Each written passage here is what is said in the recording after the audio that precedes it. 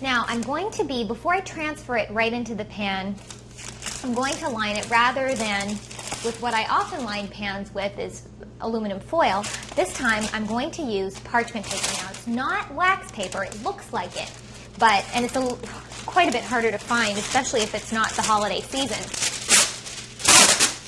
But it's great because it'll allow me to lift this right out of the pan and get me some nice clean edges. So I'm just going to fold it.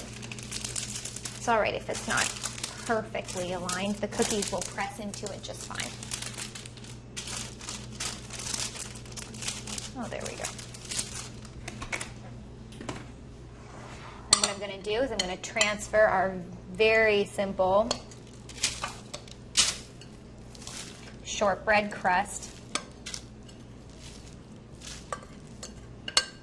Just a traditional Scottish shortbread. My grandmother made fantastic shortbread. This isn't her recipe. Unfortunately, we don't have it. But there we go. And you want to press it into the pan. Use the back of the spoon or your hands even.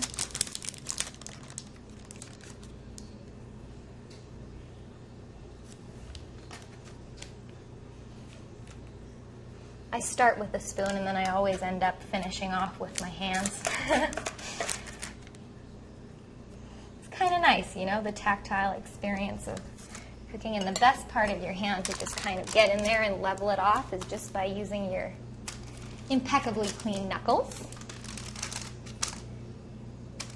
And I'm going to give it that Scottish shortbread look by docking it, piercing it with a good sized fork.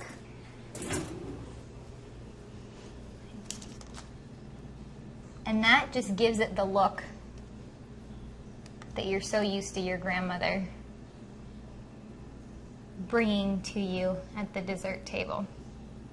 So I'm going to finish docking these, pressing them in where needed. It's a great thing if it's not pressed in enough or docking lifts out some dough, just press it back in.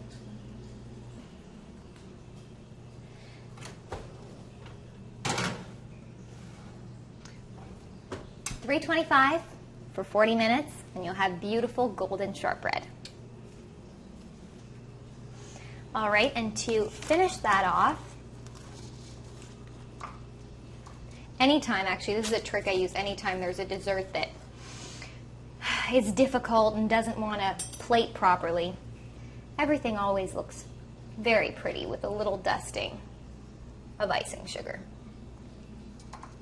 Goes all over the place, but that is ready to go on the table.